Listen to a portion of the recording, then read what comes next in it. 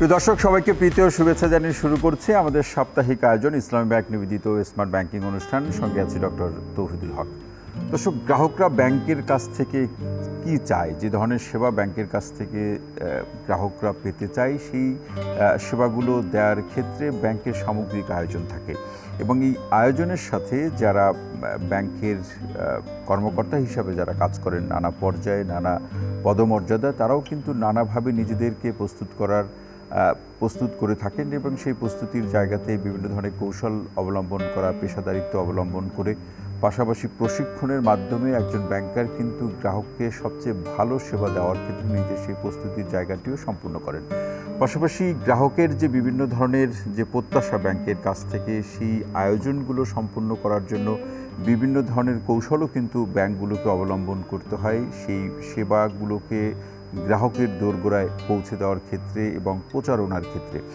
এবং এটি আজকে এই বৈশ্বিক যে প্রেক্ষাপট, বিশেষ করে গ্রাহকের সাথে ব্যাংকের সম্পর্কের প্রেক্ষাপটে, সেটি এক একটি দেশের ব্যাংকগুলো তাদের জনগণের বা গ্রাহকের চাহিদা অনুযায়ী তারা সেই কৌশলগুলোতেও কিন্তু বেশ কিছু পরিবর্তন এনেছে। সেই পরিবর্তনের দোলা আমাদের দেশের ব্যাংকগুলোও কিন্তু নানাভাবে গ্রহণ করেছে। বিশেষ করে আমাদের এখানে যারা ব্যাংকের যারা গ্রাহক এবং যাদের কিনে ব্যাংকগুলোকে কাজ করতে হয়, তাদের যে বৈশিষ্ট্য কিংবা তাদের সাথে যে ধরনের সম্পর্ক তৈরি হয় এই কাজগুলো সম্পন্ন করতে গিয়ে, তারই প্রেক্ষাপটে সেই বিষয়টি নিয়ে আজকে আলোচনা করতে চাই। তারই প্রেক্ষাপটে আজকের আলোচনার শিরোনাম ব্যাংক গ্রাহক সম্পর্ক ও সেবা। এ বিষয়ে আলোচনা করার জন্য একজন সম্মানিত আলোচক আমাদের সঙ্গে স্টুডিওতে উপস্থিত আছেন। আলোচনা শুরু করার আগে তার সাথে আপনাদের পরিচয় করে দিই।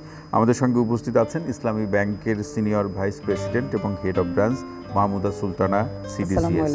আপনাকে অনুষ্ঠানে স্বাগত জানাচ্ছি। শুরুতেই মাহমুদা সুলতানা আপা, যেটা আমরা আজকের যে আলোচ্য বিষয়, যে ব্যাংক গ্রাহকের সম্পর্কটা কিভাবে একটি পেশাদারিত্বের মধ্যে নিয়ে আসা যায় এবং গ্রাহকরা যে কারণে ব্যাংকে আসেন সেটাকে আরও টেকসই ভাবে সেই সেবাটি কিভাবে দেওয়া যায়, তো সেই সূত্র ধরে মূলত গ্রাহকরা যে সমস্ত উদ্দেশ্য নিয়ে ব্যাংকে আসেন সেটা একটু শুনতে চাই। কারণ মানুষের মধ্যে একটা চিরায়ত ধারণা আছে, নিশ্চয়ই সেই ধারণা থেকে এখন বিভিন্ন কারণে বিভিন্ন প্রেক্ষাপটে গ্রাহকরা ব্যাংকে আসেন। শুনতে চাই যে এই সময় গ্রাহকরা কোন ধরনের চাহিদাগুলো নিয়ে বা প্রত্যাশা নিয়ে ব্যাংকে আসেন। আমি বলার শুরুতেই আপনাকে অসংখ্য ধন্যবাদ জানাতে চাই যে আপনি একটি সময় উপযোগী টপিক নিয়ে এসেছেন, যেটা নিয়ে আসলেই এখন কথা বলা বা আলোচনা করার অবকাশ আছে। জি। ও ব্যাংকার কাস্টমার রিলেশনশিপটা কিন্তু অনেক পুরনো বিষয়। যবে থেকে আপনার ব্যাংক শুরু হয়েছে তখন থেকে এই কাস্টমার ব্যাংকার একটা থিওরিটিক্যাল বিষয় অনেকগুলোই আছে। তার মধ্যে ধরেন খুব স্বাভাবিকভাবে যে ব্যাংক একটা ব্যবসায়িক প্রতিষ্ঠান, ভিন্নধর্মী। ব্যাংক গ্রাহকের কাছ থেকে টাকা নেয়, টাকা নিয়ে ব্যাংক ব্যবসা পরিচালনা করে। আবার গ্রাহক হচ্ছে তারাই যারা ব্যাংকে টাকা রাখে এবং ব্যাংক থেকে বিভিন্ন ব্যাংকিং সুবিধা গ্রহণ করে। তাহলে ব্যাংকার এবং কাস্টমার হচ্ছে এরা, এবং এই দুই গ্রুপ আসলে একে অপরের উপরে সম্পূর্ণ নির্ভরশীল যদি অর্থনৈতিক কোনো লেনদেন বিষয় নিয়ে কাজ করতে হয়। আবার এটাও সত্য যে পৃথিবীতে অর্থ ছাড়া তো আসলে চলাই সম্ভব নয়। তো সেক্ষেত্রে দেখেন, ব্যাংকে এসে কাস্টমাররা টাকা রাখে, ব্যাংক তাদের সেই টাকা আমানত রেখে ব্যবসা করে। ব্যবসা থেকে যে প্রফিট হয় সেই প্রফিটটা দুই ভাগ করে রাখে। প্রফিট থেকে ব্যাংকের যে পরিচালনা ব্যয়, তারপরে ইনভেস্টমেন্ট করার জন্য যে ব্যয়, এই ব্যয়গুলো সেই প্রফিট থেকে ব্যাংক পরিচালনা করে, ওই থেকে ওই প্রফিট থেকে।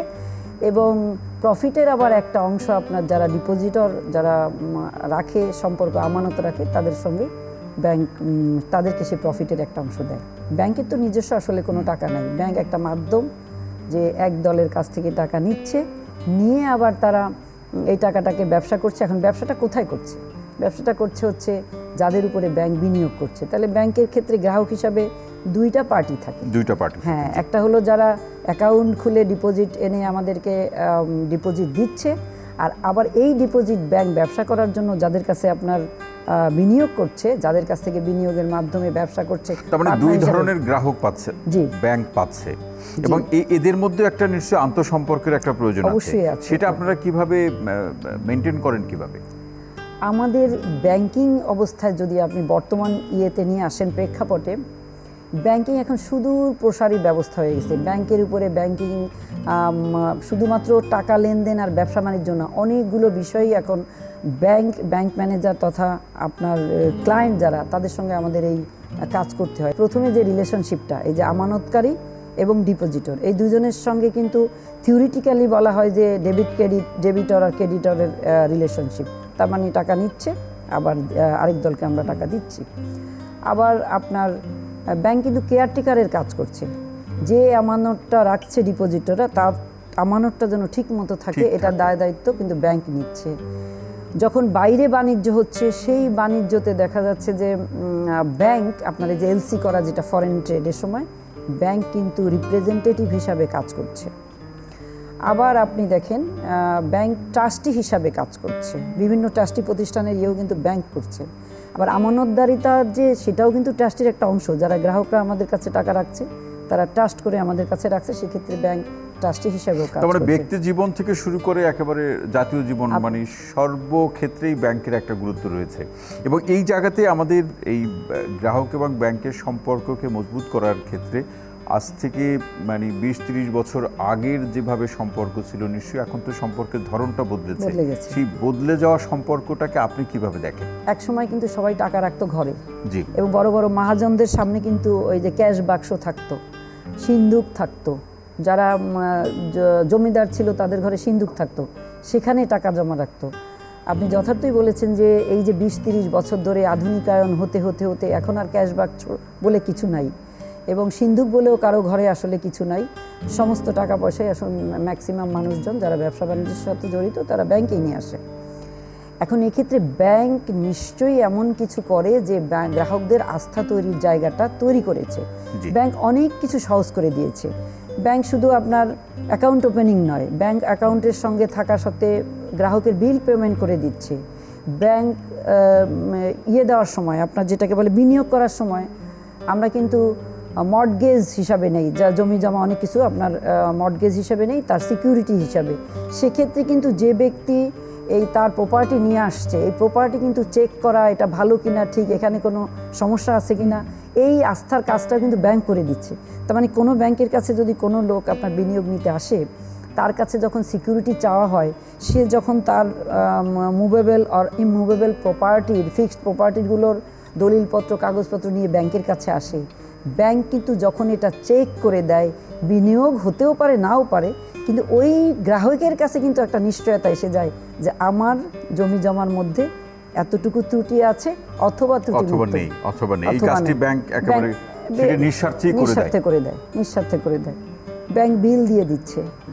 এখন তো ব্যাংকে আগে যেটা ছিল না, এখন আপনার যাবতীয় বিল, সরকারি বিল, সব ব্যাংকে আপনি অনায়াসে দিয়ে আপনি এক জায়গায় বসে আপনার সব কাজ, মানুষের কাজকে সহজ করে দিয়েছে।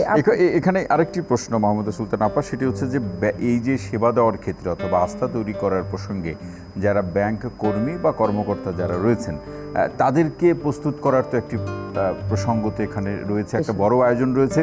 সেই ব্যাংক কর্মী বা কর্মকর্তাদের প্রস্তুত করার ক্ষেত্রে ব্যাংকগুলো কি ব্যবস্থা গ্রহণ করে থাকে, বা আমাদের দেশে কি ব্যবস্থাগুলো প্রাতিষ্ঠানিকভাবে আছে, বা এক একটি ব্যাংক নিজের মতো করে সেই ব্যবস্থাগুলো নিয়ে থাকে, সেই বিষয়গুলো কি ধরনের ব্যবস্থাগুলো, এই প্রশ্নটা আপনার কাছে রেখে যাচ্ছে। বিরতি থেকে ফিরে এসে শুনবো। দর্শক, আপনারা দেখছেন ইসলামী ব্যাংক নিবেদিত স্মার্ট ব্যাংকিং অনুষ্ঠান। ছোট্ট বিরতি শেষে আবারও ফিরছি, সঙ্গেই থাকুন।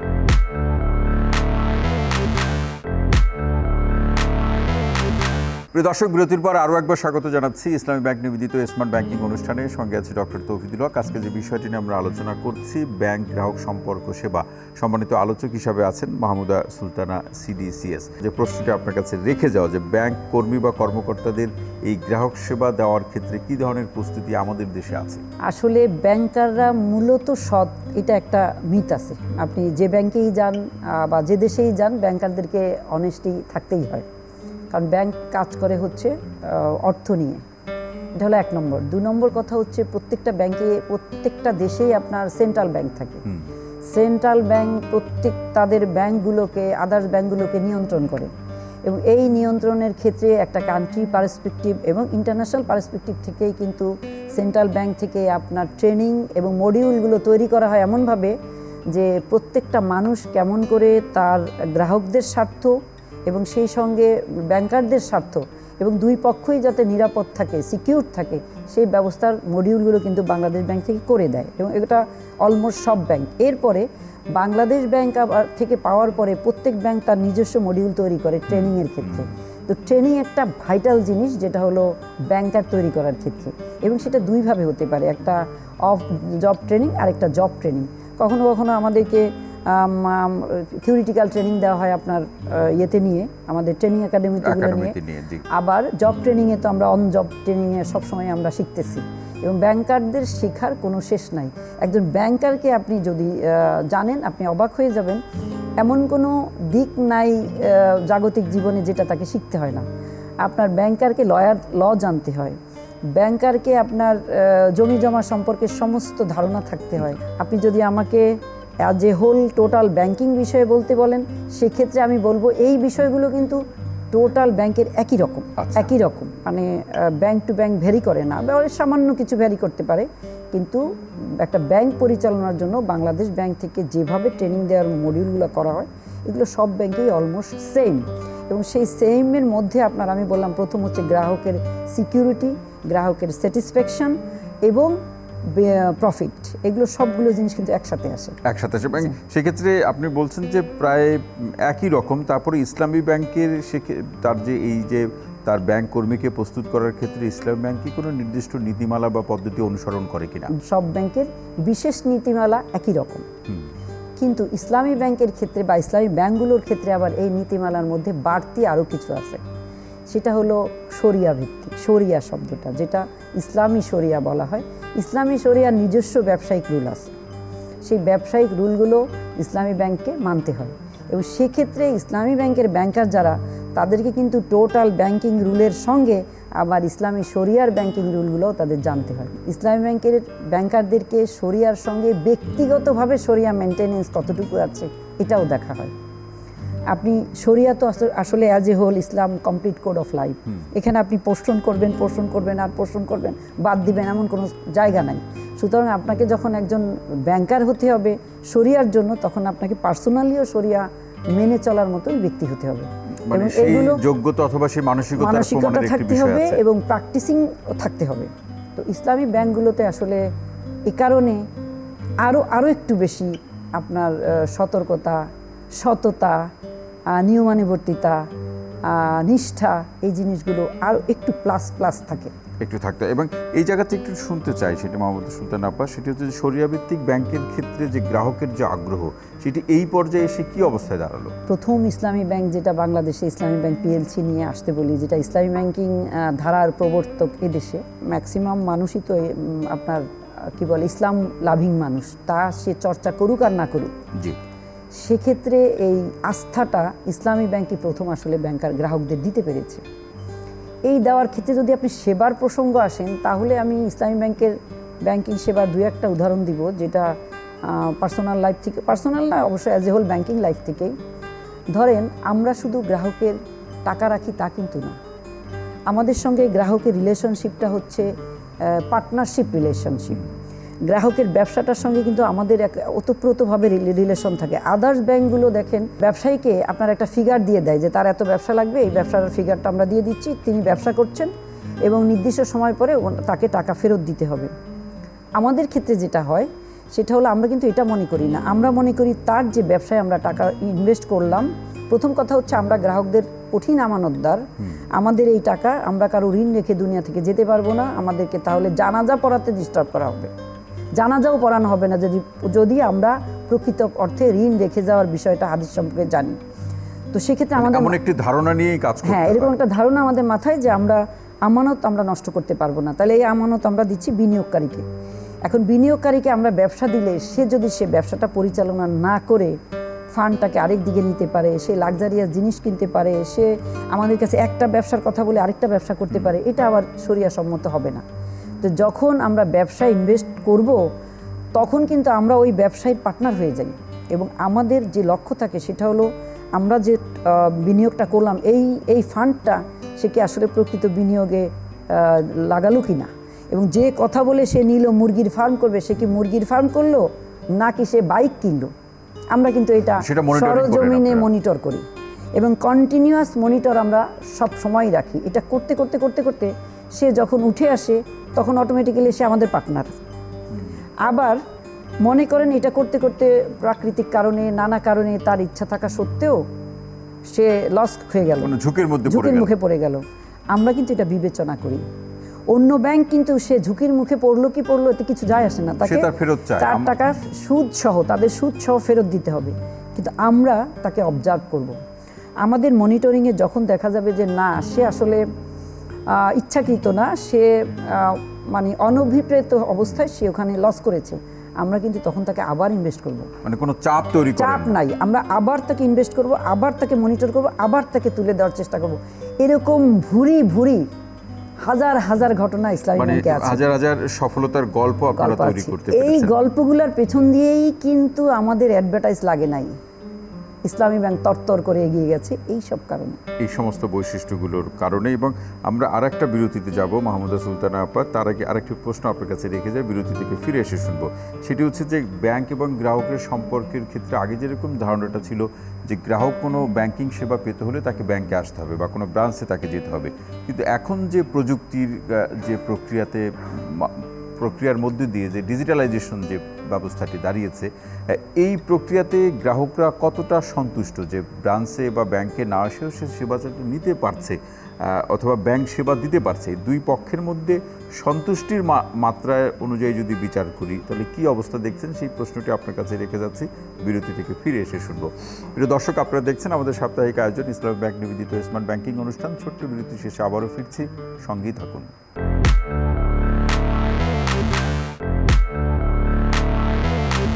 প্রিয় দর্শক, বিরতির পর আরও একবার স্বাগত জানাচ্ছি ইসলামী ব্যাংক নিবেদিত স্মার্ট ব্যাংকিং অনুষ্ঠানে। সঙ্গে আছি ডক্টর তৌহিদুল হক। আজকে যে বিষয়টি নিয়ে আলোচনা করছি সম্মানিত আলোচকের সাথে, সেটি হচ্ছে ব্যাংক গ্রাহক সম্পর্ক সেবা।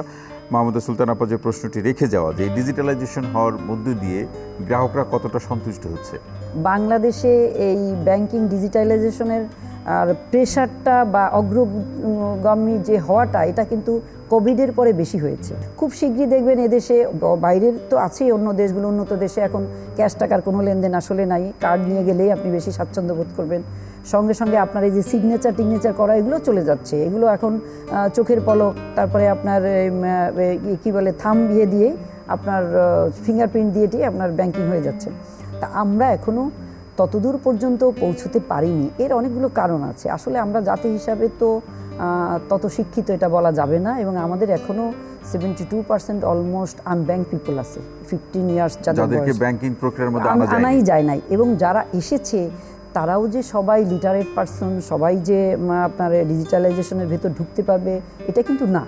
তো আমরা ম্যাক্সিমাম 30 থেকে 32% আপনার ব্যাংকিং পিপল।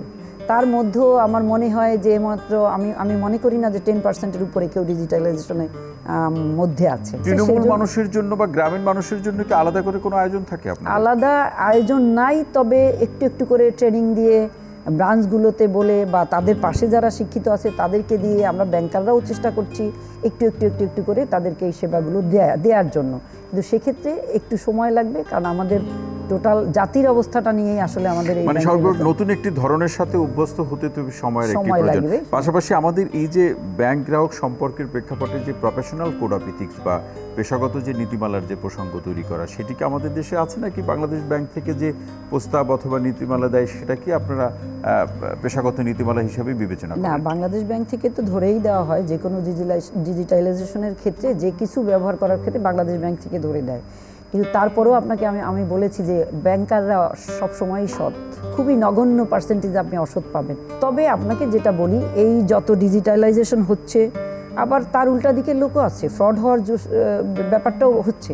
আপনি ফিজিক্যাল গিয়ে যে ফ্রডটা করতে গেলে যত সহজ ছিল, এখন কিন্তু ফিজিক্যালি না গিয়ে ফ্রড করার রাস্তাটাও বের হয়ে আসছে, এবং হ্যাকার আছে, এবং নানা কায়দায় ফ্রড করার মতো রাস্তাও বের হয়ে আসছে। তো তারপরেও ব্যাংকিং, ধরে ইসলামী ব্যাংকের একটা সেলফিন প্রোডাক্ট আছে যেটা এত জনপ্রিয় হয়েছে। একটা সেলফিন অ্যাপস দিয়ে আপনি মানে ব্যাংকিংয়ের অলমোস্ট সব কাজ করে ফেলতে পারবেন। ইভেন আপনি পাসপোর্ট করার জন্য যে টাকাটা জমা দেবেন সেটাও আপনি করতে পারছেন। তো এত বেশি সুবিধা আপনার এই ছোট্ট একটু জায়গার মধ্যে, ছোট্ট একটা সুতরাং অ্যাপসের মধ্যে নিয়ে আসছেন। প্রযুক্তিকে এড়িয়ে যাওয়ার এখন আর আর সেই কোনো সময়টা সুযোগ এখন আর নাই। নেই।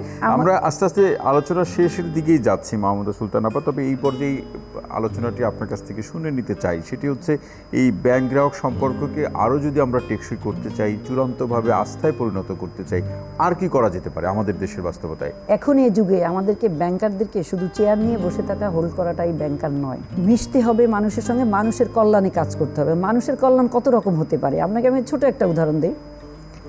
আমাদের কাছে অর্থাৎ ইসলামী ব্যাংকের ব্যাংকারের কাছে ডাক্তারের সিরিয়াল দেওয়ার জন্য গ্রাহকরা ফোন করে, এটা কিন্তু আমার কাজ না, এগুলো তো সার্ভিসের অংশ। কোনো বয়স্ক লোক অসুস্থ হয়ে বলছেন আমি আসতে পারছি না, তার বাসায় আমরা পাঠিয়ে দিচ্ছি যে আপনি এখানে সার্ভিস, আপনি বাসায় বসেই থাকেন, আমরা লোক যাচ্ছে, আমাদের অফিসার যাচ্ছে।